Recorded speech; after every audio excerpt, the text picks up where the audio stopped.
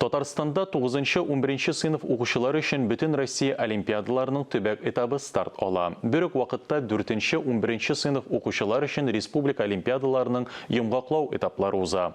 24 фән буенча ярышлар үтә.